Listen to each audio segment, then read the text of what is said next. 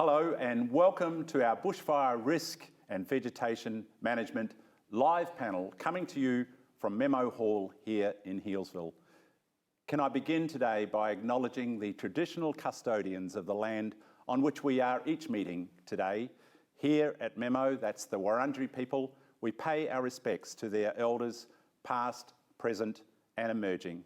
And in this, our Remembrance Week, we also reflect on those losses that friends, family, neighbours and people in the community have had in the 2009 bushfires that were just too close to home, and more recently in the last summer bushfires. Thank you for joining us today, for being a part of this panel discussion. We know that you're going to find it really worthwhile. The format today is that we have a series of questions already set up, but we want to hear your questions too. So please, if you do have a question, put it in the Q&A and we'll make sure that we get to it. As we begin, can I just say a thank you to a couple of people, to Jen Allison, Tim Brown, to Yarra Ranges Council and the amazing Memo staff here for putting all of this together today. Thank you very much. You don't want to hear too much from me, but just to say, my name's Bruce Argyle. I'm a local resident, a property owner. I've been here about 16 years. I'm a member of the Healesville Community Bushfire Group. And on that note, perhaps I should just say that we do have a trivia night coming up at the RACV on the 26th of November, and would love to have you there. Check out their Facebook page if your group wants to come along and be a part of that.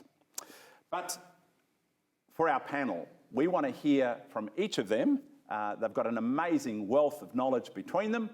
I'm thinking a quick introduction and perhaps, well, your favourite sandwich. There we go. We might start with you, David. Hello, I'm David Carr. I'm the Fuel Management Officer with Yarra Ranges Council. My favourite sandwich, I don't have one. I'm one of those do as the Romans do, so it's something different every day almost. So I look after all fuel management related vegetation management issues on council managed land. So roadsides, reserves, laneways, everything. So I'm quite busy. There we go. And to you, Sharon. Sharon Merritt, I'm the Vegetation Management Officer for District 13 CFA. So that covers everywhere from Reefton down to Scoresby and from Warrandyte down to Emerald.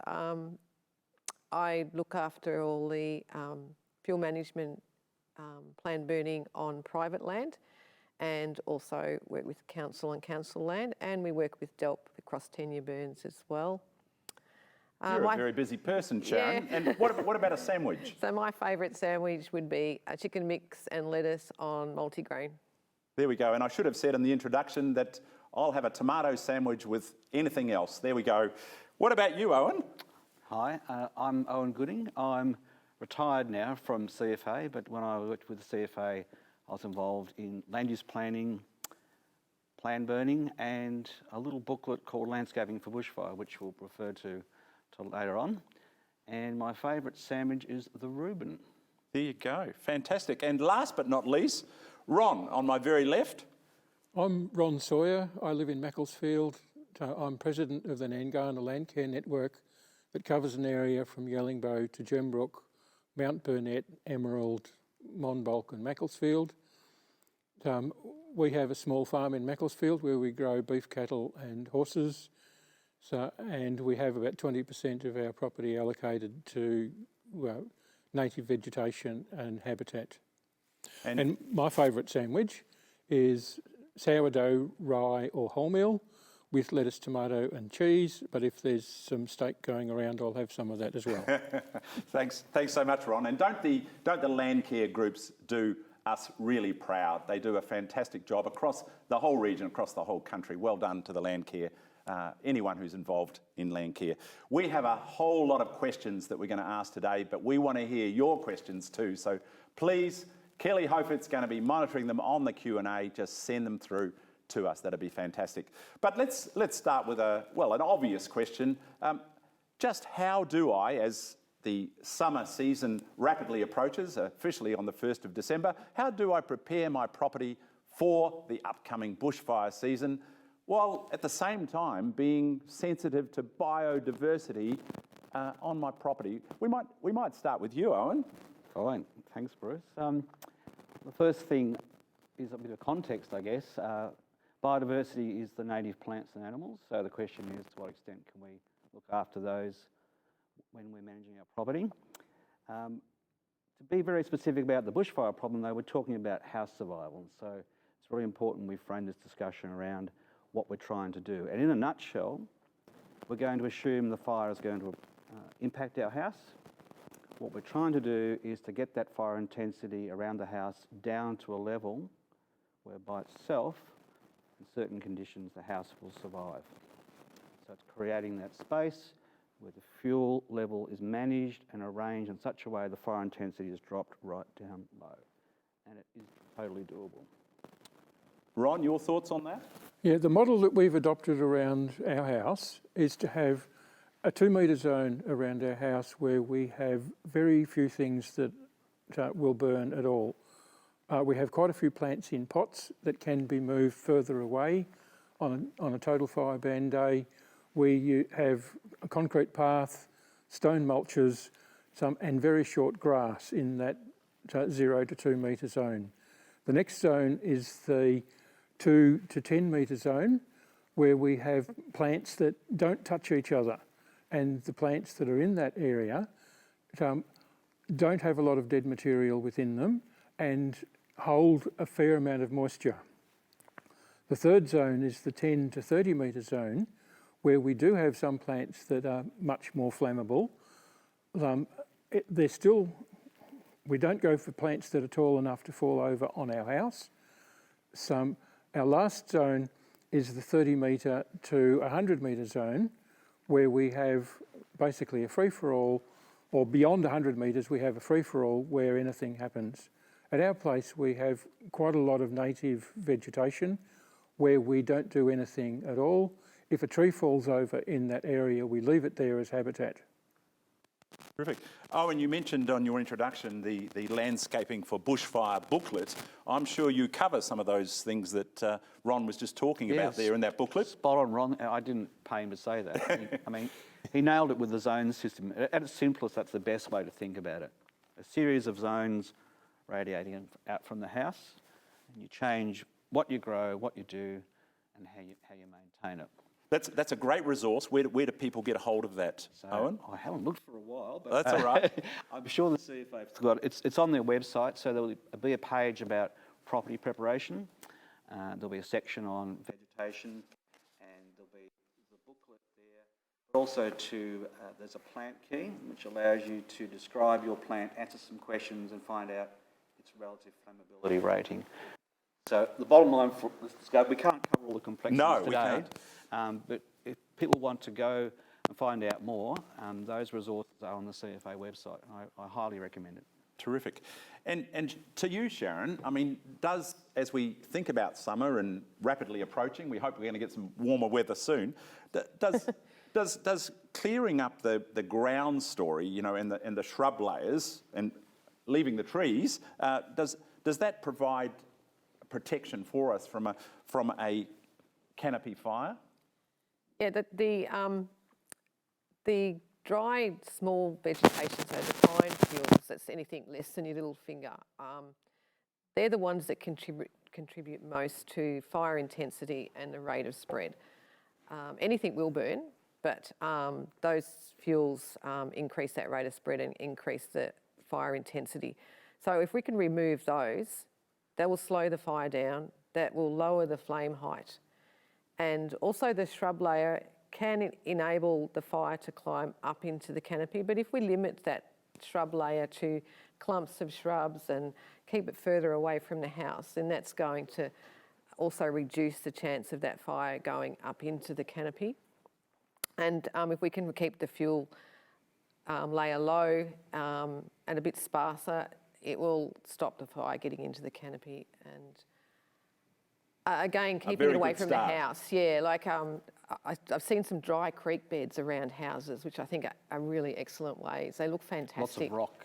Yeah, rock gravel around the and house sand and things like that, rather than have vegetation close to the house and have the vegetation further away.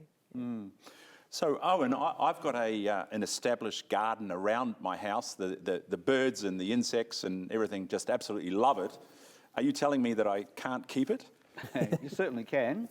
But it's all about what I'd like to call perhaps the arrangement of all those things that you love. We talk about separating the fuels. So if in the case of like a lavender, say, it's a pretty oily plant, but don't the bees love it? They do. It'll burn really well, won't it, Sharon? Yes. Like a bomb. Yeah. But if you can put those lavender bushes away from the buildings, get them beyond 10 metres, they can flame away happily.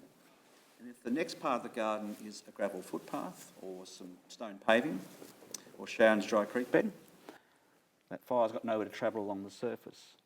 So we're introducing here this idea of separation between the flammable elements. They're still there, your beloved plants, they're still there, but let's start moving them away. And at my own house over about 10 years in Warrandyte, we planted shrubs that were there with the house when we bought it further away, and then in time removed the ones that were close. So it's been a slow process of shifting the things that we really like away. So you can have your cake and eat it. Terrific. Well, I like a bit of shade as well, Owen, and I'm wondering, David, if there are particular trees that I can have close to my house that give me a little bit of shade without a huge fire risk. Is that hoping for too much? No, it's not hoping for too much. Once again, you would be looking at species selection, so those plants that don't contain high oil levels. And I would be looking at, I've done exactly this at my house, where I have one good species is silver birch. And although I'm more of a native preference person, I'm still choosing something sensible. And I've got it a distance away from the house and the height of the tree, and you calculate the sun, and you do this. A landscaper will always tell you, live in your house for a year before you decide to do anything with the garden, and watch the shadows, watch the way the sun moves, and get a perspective on that, and then decide what you're going to plant. So silver birch is a perfect species in my mind for that kind of thing. You get summer shade, you get winter sun. They don't have huge branches that fall on your house. And like I say, if they're tall enough and far enough away, house is here, tree is there, and then the shade gives some shade onto your house without being within the fall zone of your house, that's a bonus all round.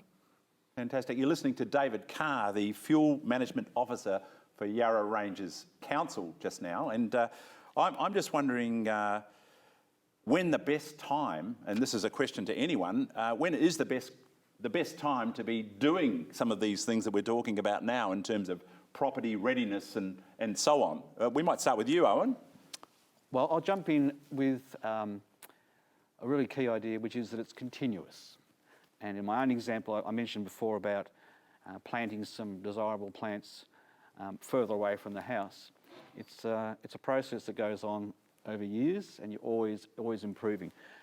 It'd be terrible to panic. You get into your place, there's a bushfire risk, I'll just start cutting things down. That'd be a mistake. You've got to live with it, Dave, for a year, see where the shadows fall. Imagine fire front coming through, perhaps, and work away at it slowly and continuously. If you get caught doing a rush in summertime, it's possibly a little bit late, and you might miss some things that you wish you could have done and had have done. Terrific. You're listening to Owen Gooding, ex-CFA and vegetation expert. Are we allowed to call you that? Yeah, why not? There you go. That's better than some other names. Ron, what about you? You've got a larger property in beautiful Macclesfield. Your thoughts about readiness, the readiness cycle? I agree with Owen that it's an all year round proposition. During the winter time, you're removing dead vegetation from anything within 30 metres of your house. So between winter and summer, you've got a lot of options of disposing of that. But if you wait until Christmas comes along, you're likely to have fire restrictions, and so you won't be able to burn. But earlier in the year, you will be able to dispose of that dead material. I think removing the dead material within 30 metres is really important. There's also plant selection as well. Closer to my house, I don't like to have tall trees. About 8 years ago, we had a gum tree fall on our house in the middle of the night in a storm. It was quite traumatic. Sharon and her brigade came and helped sort it out. But it was still very, very traumatic. I don't like having trees so tall enough that they can fall on the house. I've also got solar panels, and I don't like the trees shading those solar panels. And the solar electricity is quite valuable in the winter as well. So I like to have the taller trees on the south and the east side of the house, but not so that they'll fall over onto the house. David, I don't want to cast any aspersions on my neighbours, but if my neighbour's garden is perhaps a little bit overgrown, the property's looking a little crowded or something or other, what do I do? What do I do in that situation? Thanks, Bruce. Yeah, the best course of action that we always encourage is for neighbours to talk to each other. If you're on good terms with your neighbours, go and have a chat over the fence or knock on the door and ask them, because quite often people have reasons why their grass hasn't been cut. It could be that they've not had a bit of ill health or some other reason, so they're just getting onto it. That's perfectly fine. If that's not easy for you or there's not a good relationship, you can contact council, and council will do a inspection, reactive inspection to your concerns.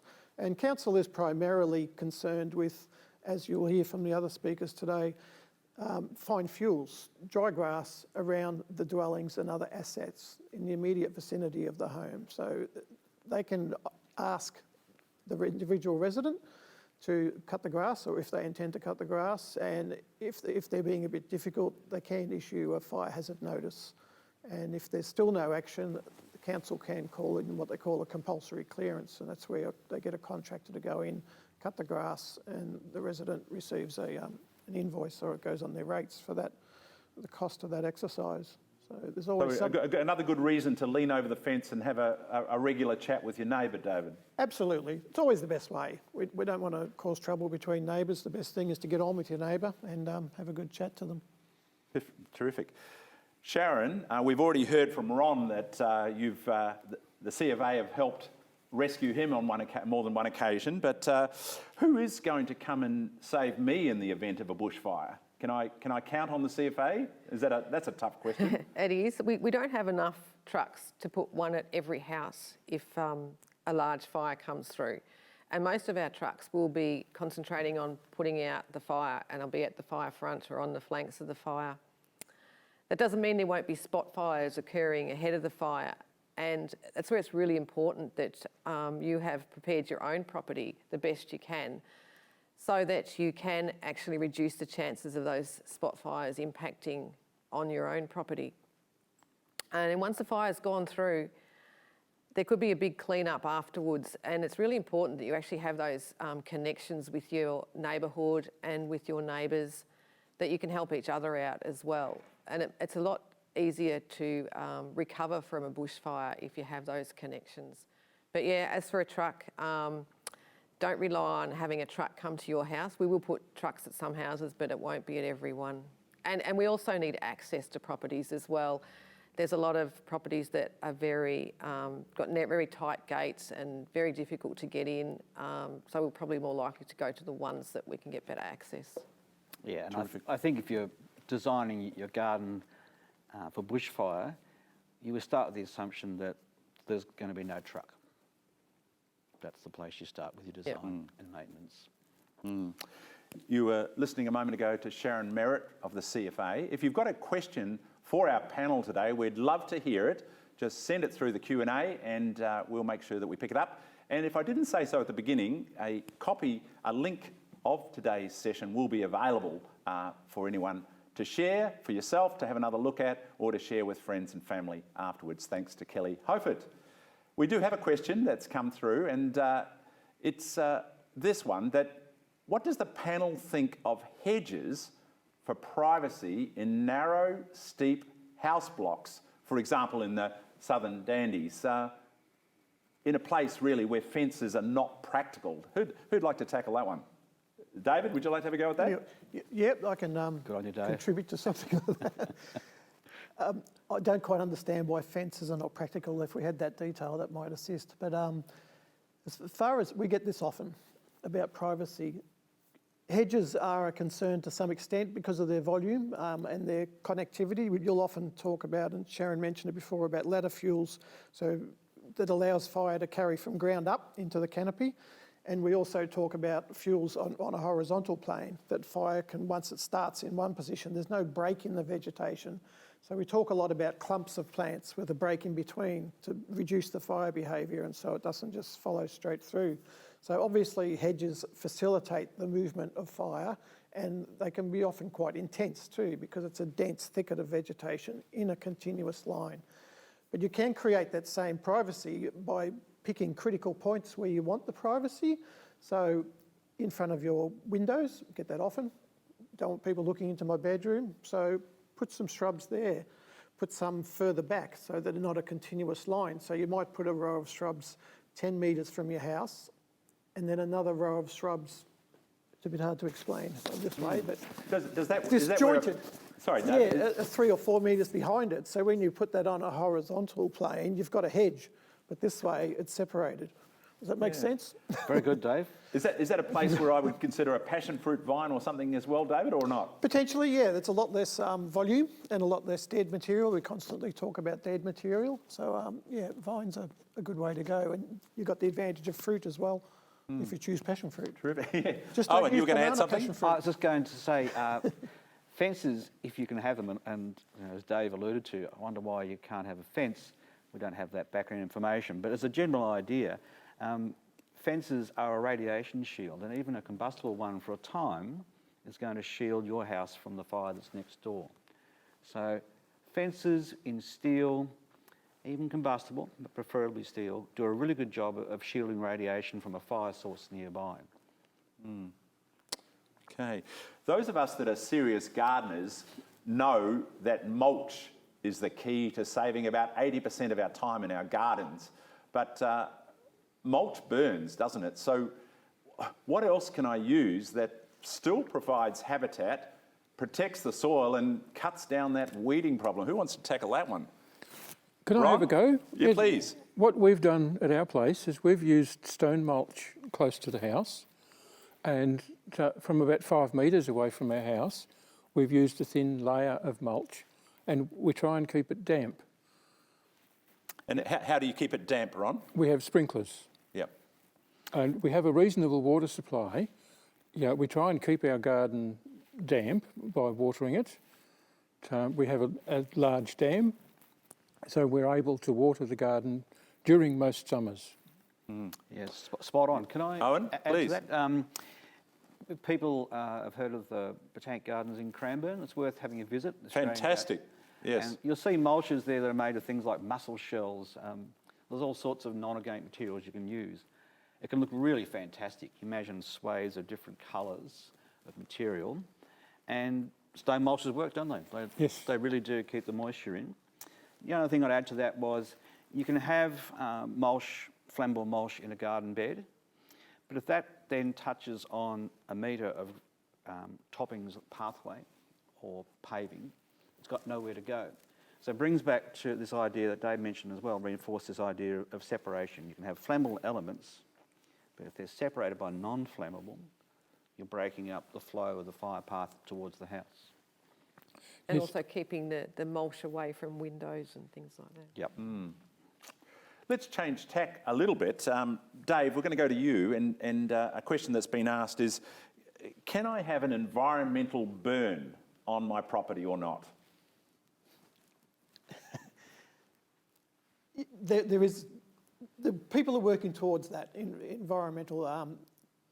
Most of the people, and Sharon might be able to answer this better than me, burns on private property are generally done by the CFA, so you could put a request through them to do that kind of thing.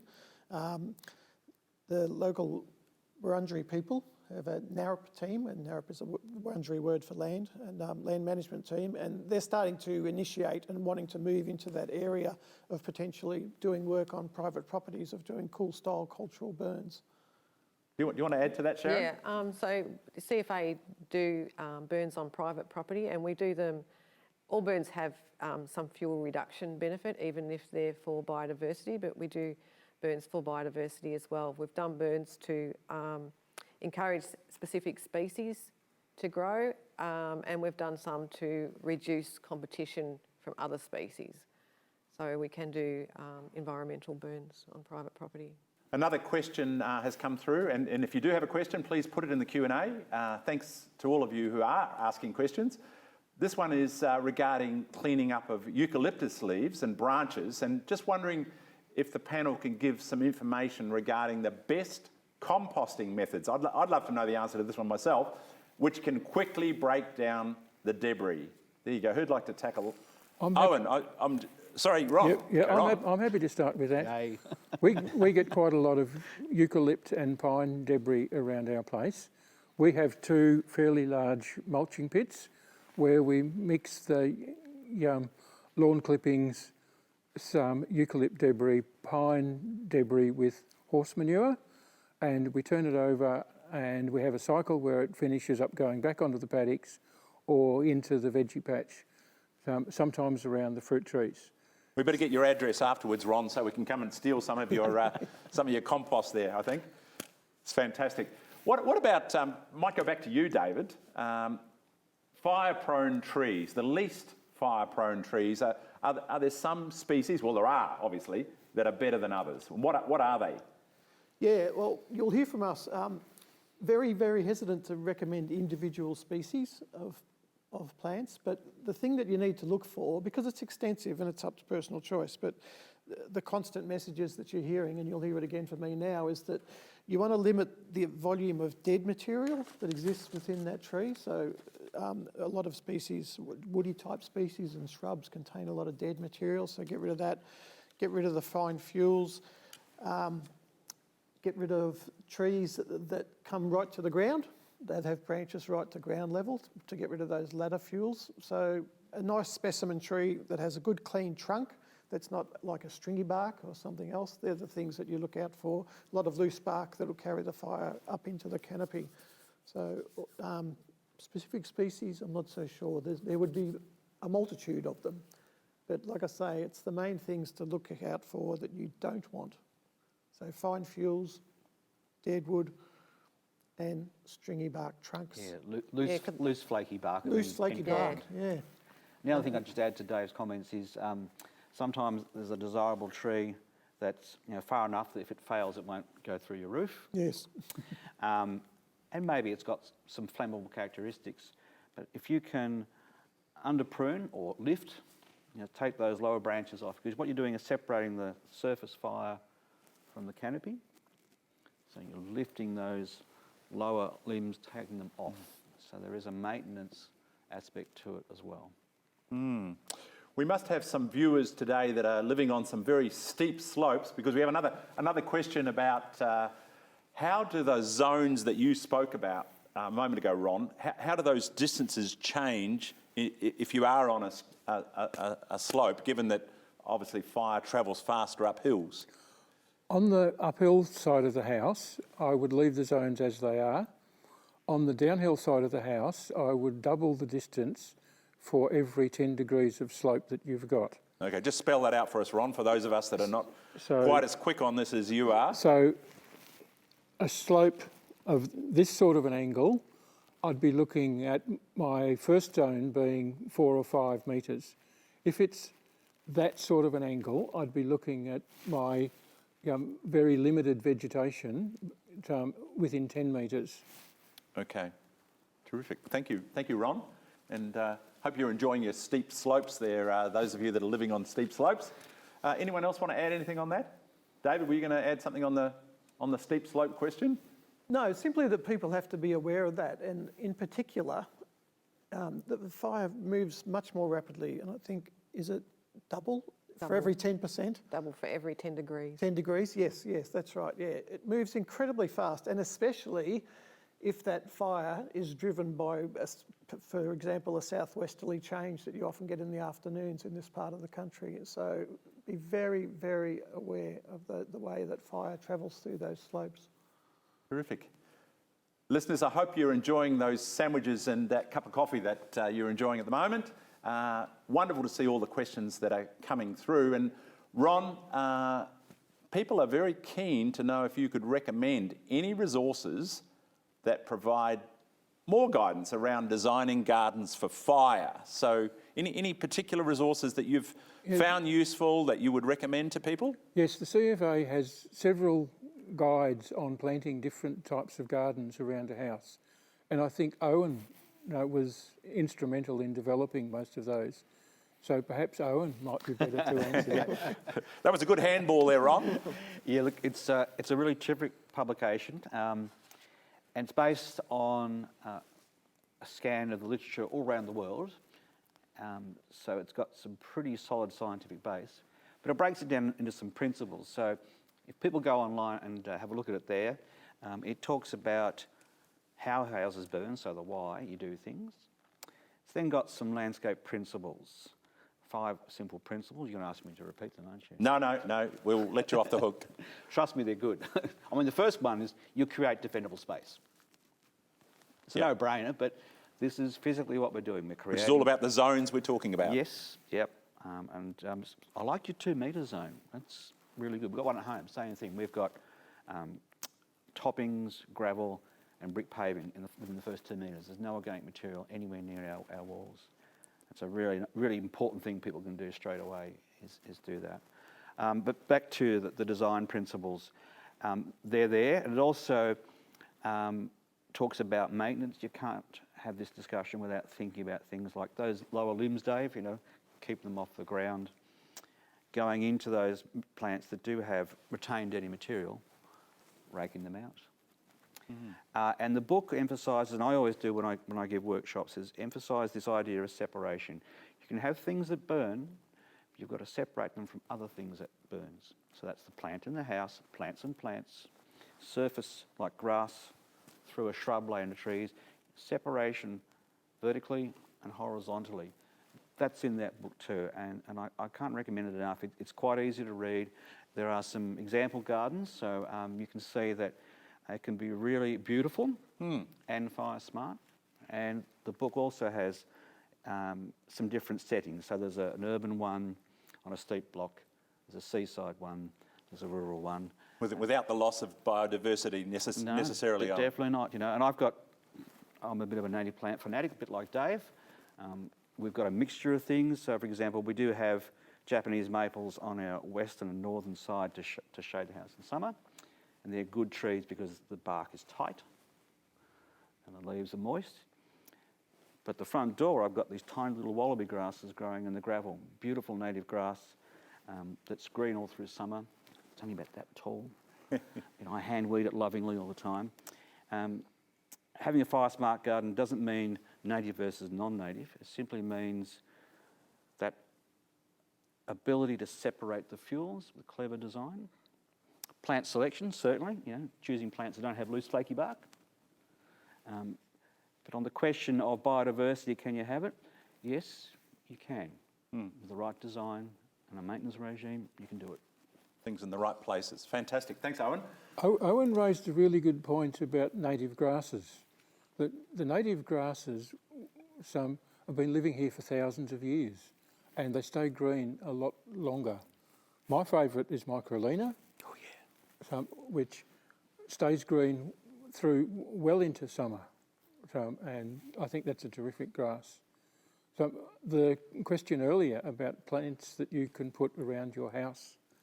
So in my 10 metre zone, I've got quite a few citrus: lemon, orange, mandarin, lime, kumquat. I really will have to come to your place, Ron. I've got lots of kumquats. No, terrific.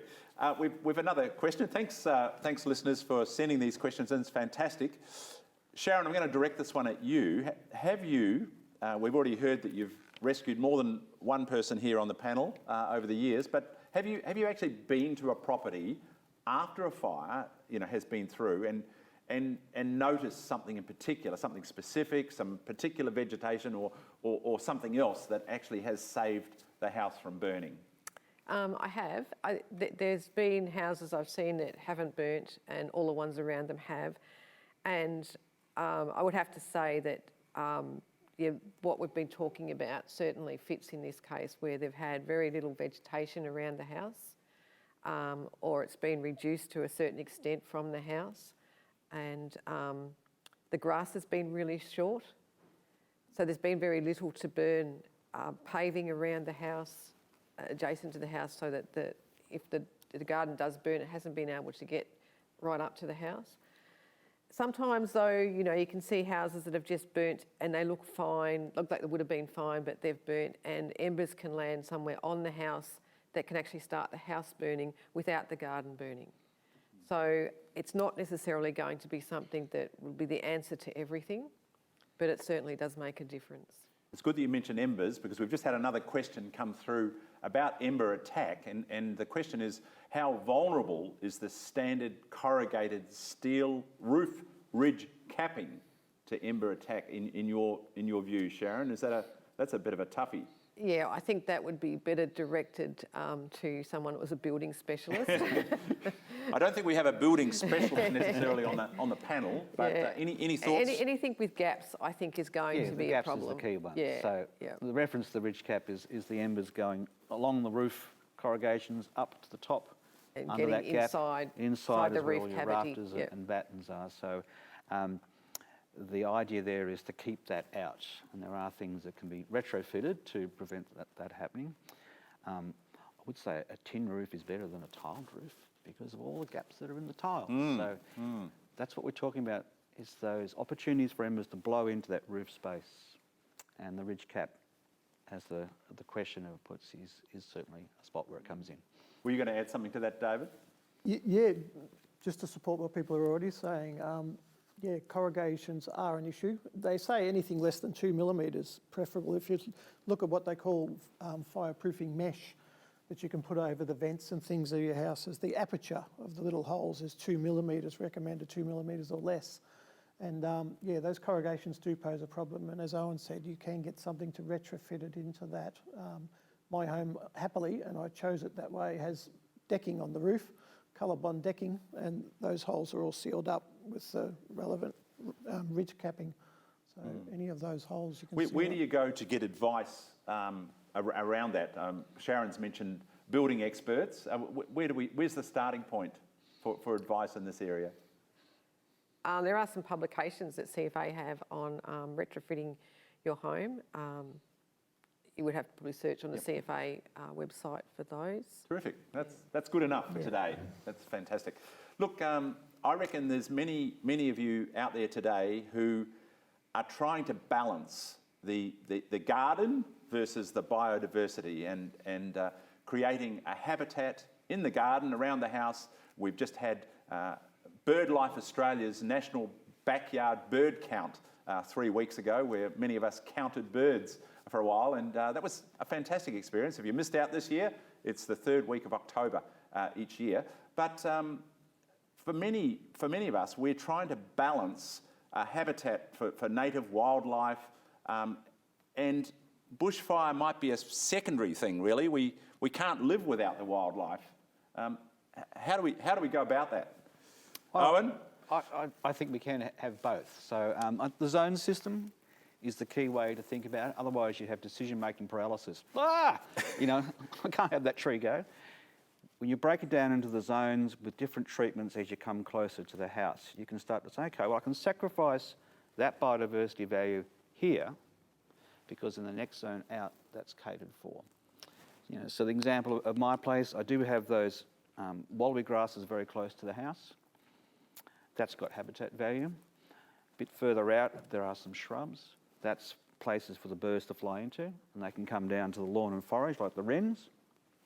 I've also got really big red box trees further away from the house, and I can happily watch the sugar gliders from my front door. So there's lots of habitat, there's lots of value, and it's fire smart. So you can have both, and the useful way to approach it is Ron, how does the wildlife fare at your place? Yeah, I think the first thing is that you can attract wildlife with water. So having water that's accessible to birds, the main mammals that we get coming in are rabbits at our place. But birds will come in for the water, and I think it's a myth that native birds only like native plants. We have salvias reasonably close to our house, within our 10-metre zone. They're fairly small, but they're covered in flowers, and the eastern spinebills love them. We also have a family of fairy wrens that live in our garden, and most of the time they're in exotic plants, so chasing the flowers and the nectar and the insects that are attracted to those. So some indigenous plants, some exotic plants. I think you need to have a mix, but I think the big secret for getting birds into the garden is water.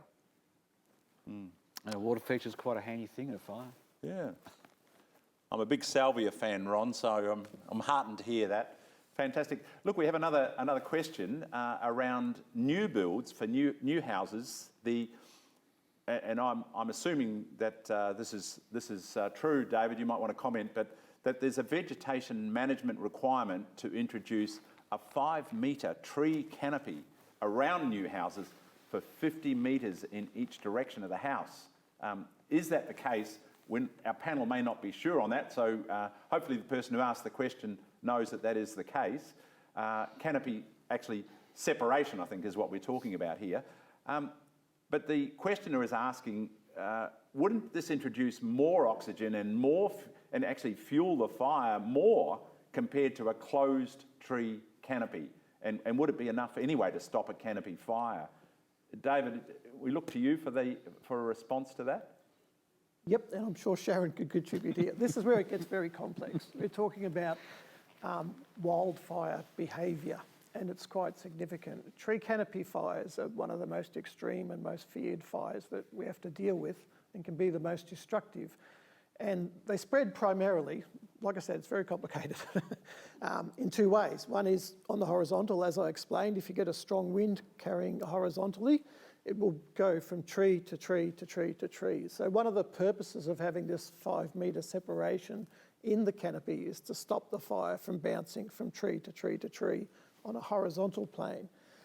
The other reason is that if there's potentially a low-level wind or no wind, but you've got a canopy fire where it's just climbed up the trunk of a tree, etc., if you've got a very dense canopy, what will happen is the fire will be very intense at the high level of the canopy, and an extreme fire produces its own local climate and weather impacts. So it will actually, as you know, heat rises, and the more heat, you get more hot air rising, and it will suck in air from the sides of the trees into that, if it's a group of trees, for example, that without canopy separation, and the fire will just feed itself from the side and then go straight up and cause quite an intense fire. So it'll get its own air. So having that canopy separation would not increase the available oxygen, in my opinion. I agree with that, and I think if you're trying to reduce a canopy fire, you really need to try and reduce the fuel underneath the canopy as well. And the separation would probably reduce tree-to-tree ignition, which is not a canopy fire, but if you had stringy bark trees and they were very close, you can actually get embers go from one stringy bark tree to the next. So that would reduce... Separation, it just re-emphasises the point about separation. If a fire does pass through my property and clever planning has played a role in saving my home, this is the afterwards question. What should I do in my garden and property to bring the sort of biodiversity that we were talking about back? Would you like to take that one, Ron? Yeah, I'll start. I think the very first thing is water. So if a fire's gone through, most of the water will have been evaporated and disappeared.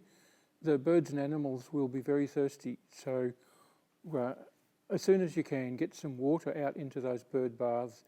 Get it so that the kangaroos and the wombats can also have a drink, because they may have sheltered and found a way through the fire, but their normal water source is likely not to be available. So get some water out there first up. In the medium term, a couple of weeks, you might like to consider feeding, seeds, some fruit, those sorts of things that the birds and animals can eat. But the first thing is water. Owen? Yeah, I'd like to add the action called observation. So it's heartbreaking when your garden's burnt, and indeed the bush can look pretty upsetting. And if you've been impacted by a fire, even more so. But if you observe, you might have plants in your garden that look dead, but start to bud after a time. It's exciting, isn't it? It's a great feel, and I'd actually recommend walking in the bush as a form of therapy, because you will see it come back. And the first is bits of fungi, and there are young fern fronds. Some of the native grass will start shooting straight away. And then later on, you'll see shrubs germinating, coming out of the ground. You'll see the eucalyptus resprouting. So it's going to bounce back. And if you can take the time to observe, it can be really rewarding. We've talked about the mix of natives and exotics. We've talked about silver birches. We've talked about passion fruit vines and other things. How do I know, as a local, how do I know what's best suited to my property? What's the go-to resource there, Owen? Yeah, I'll plug the CFA book again. I'm retired now, so I don't have a vested interest. Yeah, that has got guidance on what characteristics the plants have. Try to avoid reading a list and going with the list. It's dangerous and misleading. You need to have a design response, not just a species selection thing. And a plant in my backyard will grow very, very slowly because it's rock, and the same thing perhaps at your place, deep soil might rocket like crazy. So it depends on the site. Yes. But a good nursery would be able to help give you could advice on this? Ask a nursery, yes, but certainly do look at the CFA book, Landscaping for Bushfire, because you can actually take a plant that you're interested in, or already have, and test it in the CFA, what they call a plant selection key, and it'll tell you what its relative fire-wise rating is. Sharon, were you going to add something there? No, I agree with Owen. Yep. Yeah, terrific. All right, let's race on. We've got plenty of questions coming through. Thanks to our listeners today. My property is really overgrown. We're not talking about, no, not my personal property. This person's saying, my property is really overgrown. I feel overwhelmed by the sheer volume of work. What's the starting point? And sadly, I've got lots of environmental weeds as well. Ron, sounds pretty daunting. You've got a larger property in Macclesfield. Those noxious weeds, and where do you start? The first place to start is the 2 metre zone around your house. Get that into reasonable shape so that I'd agree. flames won't be touching your house. So then you move into the 2 to 10 metre zone, and if you can clean up within 10 metres of your house, so focusing on dead material and weeds as well. Understanding what is a weed and what's not a weed is a very interesting debate, because in our area there are several native plants that are considered to be weeds. So the Cootamundra wattle, the sweet pittosporum, they're weeds in this shire, but you go 300 kilometres in one direction or another and they're indigenous. So, and under climate change, the types of plants that will grow here will change. So some of the plants that have been indigenous for the last couple of 100 years will die out. And the Cootamundra wattle, grown in Western New South Wales, will probably do much better.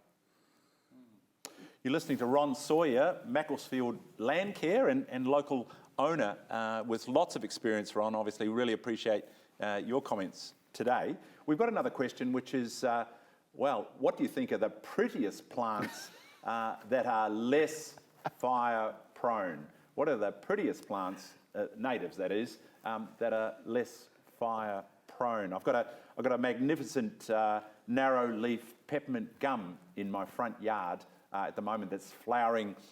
You can smell the honey on it, and it's over 300 years old. Who wants to tackle this one? We're not going to go back to the book again for this one.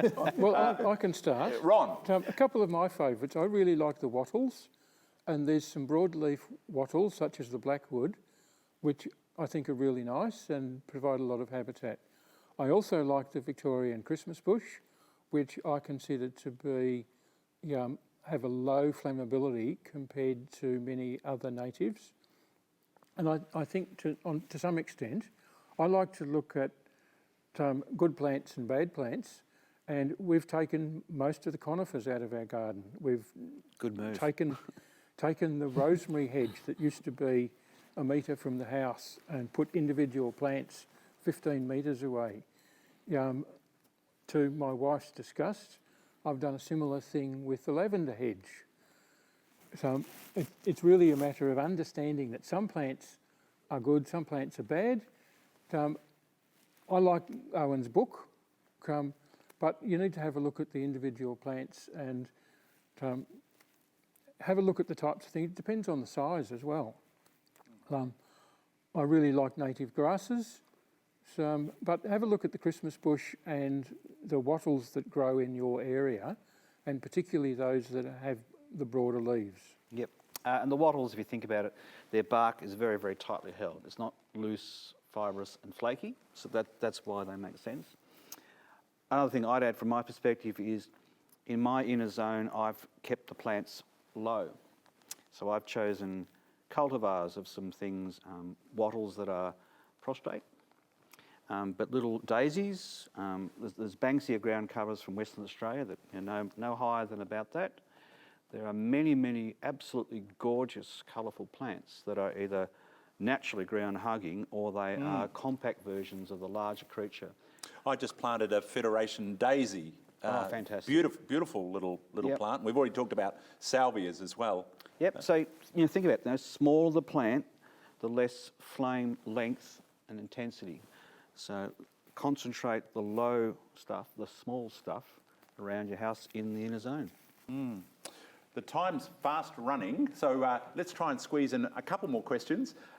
We have another one which is in relation to wildlife, and just a question, perhaps, I'm not sure who will start with this one, but is there anything that I can do to actually protect wildlife on my property before fires, from fire? I can Sharon? probably do some of that. So one of the things we don't tell people to remove is logs, because that's a heavy fuel that doesn't ignite easily, and lizards love logs. So it's always good to leave some of the logs for small things to hide under. That can often be enough to save them. And probably water. Yep, water. And think too, there's so many animals that are reliant on hollow-bearing trees. And yes, fire can get into those trees and burn inside, but if those habitat trees are a distance, safe distance from your home, then please retain them, because that's where they're going to shelter. Terrific. Yep. So animals do find shelter. There are some losses and it's tragic, but the populations bounce back. I think Sharon's idea was great. Think about those heavy fuels like logs. They're not involved like the fine fuels are. And I'd say the habitat trees that are in the zone further away from the house, that's shelter. Terrific. Ron? Yeah, wombats will go into their burrow, so it's important to allow them to have burrows. So kangaroos and wallabies, they're looking at moving out of the way of the fire. So things that might impede them from moving, having large gates that are closed, they'll generally be able to jump over a standard fence, but allowing them to be able to move out of the fire and then when the fire's passed, come back. Terrific. We've got one final listener's question, and then I've got a couple of questions here to finish up, and then we'll go on with our lunch or something like that. What about, the question is very specific, and I'm not sure, David, whether you are familiar with cinnamon wattles, fine-leaved but sparse. What's your view on that? Do you know a cinnamon wattle? Yeah, I do know cinnamon wattles. They're not a species that I would have certainly in those inner zones close to your home, a little bit further away. The only dilemma I have with the smaller wattles, Ron mentioned blackwoods, which are a species that's recognised to be good to keep as not being overly fire prone. But a lot of the acacias, and I made the mistake of planting some acacia verticillatas. Sorry, I'm not good with common names. Prickly Moses. Prickly Around my Moses. home. They're short-lived and they develop dead wood quite quickly, and a lot of these smaller acacias would be similar. And cinnamon wattles do have a bit of a trunk, but it's maintenance of those wattles, I would believe. I wouldn't, once again, to reiterate, I wouldn't put them close to the home, 5 to 10 metres away and some separation between individual shrubs, but it's maintenance of them. Go through with the secateurs every now and then, or the pruning saw, and give them a bit of a tidy up, lift them off the ground, remove any dead branches. We're almost out of time. David, while you've got the floor, just the role of council in this. Yarra Ranges Council have been generous in hosting our event today, which we are very thankful for. But on a day-to-day basis, the role of council in this space, what are they doing? Yeah, well, we have two. My role is I work within the Bushlands Department, and it's primarily to look after, as I said, bushfire management on council managed land. So a lot of work in our bushland reserves and roadsides. And then the Emergency Management Department look after the private property fire-related issues in the fire season. But I'm more than happy, and I tell people all the time when I'm out in the field talking to residents, for them to contact us for advice and raise their concerns with us, because we can't have eyes on everything, and things happen overnight, as in grass grows fairly rapidly, especially in the weather we've had lately, and trees fall down, and et cetera, et cetera. So please contact us, talk to us. I always try and get back to people and meet them in the field. It's the best way to get a clear picture of the concerns and look at possible solutions, because there's a whole myriad of solutions given the scenarios, like we said, about slopes and wind direction and connectivity and all those kinds of things. We've also got on the council website advice about weed species of plants. There's information available about how to identify them and manage them to reduce your overall fuel load. We've also got brochures and information on local Indigenous plants that you can plant around your properties. So don't hesitate to contact. Terrific. What we'd like to do is wrap up and give each of our panellists just a minute each to share a final thought about, well, advice if you like, but just a final thought about this space. We might start with you, Ron. I reckon you're going to be talking about zones, but we'll let you share anything you'd like. Yeah, I think zones are really important, and understanding flammability of plants. So, there's a myth which I'd like to dispel, that all natives are flammable and all exotics are not. The worst plants that were on my property when I bought it were conifers, being the most flammable, and there's quite a few flammable exotic plants. So most of the conifers have been ripped out. The lavender and the rosemary have been moved back. It's mix and match, and indigenous native animals do like some of the exotic plants as well. Kangaroos like ryegrass. Terrific. Thank you, Ron. Owen, a final thought from you? Well, he's nailed it with the zone thing, but I only wanted to add that there tends to be an emphasis on bright plant and flammability, and that's fine. That's good to do that. It's important to do that, but you do have to do the design work, and the design work involves a zone system, and then think about separation between flammable elements. If you can do that, like gravel paths, paving, lawn, shrubs separated rather than continuous, under pruning your tall trees, separate. Separation is really, really important and often not thought about. Terrific. Thanks, Owen. Sharon, to you? Yep, so I think what everyone said has been some fantastic ideas, and I really support them all, but I think we've got to remember that also that everything can burn, and even if you've done a fantastic garden, you need to also have a plan to just not be there on those bad days and not think that this great garden will save you. It will certainly increase your chances, and I think it's a great idea, but don't do this at the expense of not being there on a bad day. Great advice. Thanks, Sharon. And David, a final word from you?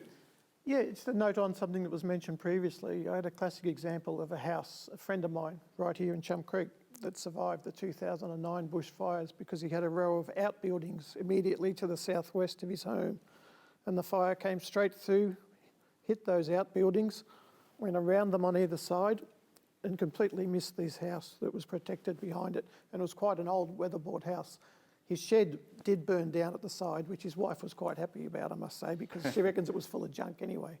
So interesting. But yeah, you've heard that theme from everyone here today about separation. Horizontal and vertical, ladder fuels and horizontal. Keep it separate, keep it away from your important dwellings. And something we've failed to mention, I don't think anyone did, is house-to-house ignitions. And this is a very critical point. If you've got a lot of, Western red-cedar houses, for example, close to each other, and one person is not looking after their garden, the potential for that house to go up and then bounce to your house and the next house is huge and a huge problem. And we often look at that as a community and maybe go and talk to that neighbour, offer them some help if you're concerned about that. Help each other. It's the only way you'll protect whole communities is to work as a community. And you've just stolen my final word, David, which was that we should connect with our neighbours and other people in the community because they do provide the best support for us in the event of an emergency, don't they? Yep. Yeah, terrific. And afterwards, in the And recovery afterwards, stage. yes. Yeah, yes, lots of hugs. Absolutely. Thank you for joining us today. I've learned an incredible amount from our panel here, and I'm going to be having another look at our video clip that will be coming out afterwards. If you've found today useful, can you please share it with family, friends, neighbours and community? Let's get the message out there as we approach the summer bushfire season. And yes, the link will absolutely be there together with the questions. Will you join me then in thanking our panel today, who've been very generous in giving their time. Firstly, Ron, to you, bringing the land care aspect into it is really, really important, and we commend all of you who are involved in land care and in CFA. We've got some amazing groups, haven't we? And Ron, all the best. I will be down to steal some of your fruit one of these days, so look out. Owen Gooding, we're just so thankful that you put that book together, that wonderful resource. Thank you for being a part of the panel today. Thanks for having me. Great to have your knowledge here. Sharon Merritt, CFA, go CFA. We're so thankful to the work that you do and your team and the broader teams around the valley and elsewhere. Fantastic. And David at Yarra Ranges Council, David Carr, Fuel Management Officer. Thank you for sharing today your insights and for the generous offer you made there at the end to contact you if council can be of any help. That's absolutely terrific. Really, really great. There you go. I'll finish just with a quick plug then, just to say that we do have an amazing Healesville Community Bushfire group that are hosting a trivia night on the 26th of this month, and it's here at the RACV. Come along and reinforce your learning about bushfire risk and vegetation management on that night. Hope to see you there, and thank you, each and every one of you, for being a part of the conversation today, over your lunch, hopefully, and we hope that you've found it as helpful as we have. Thank you very much.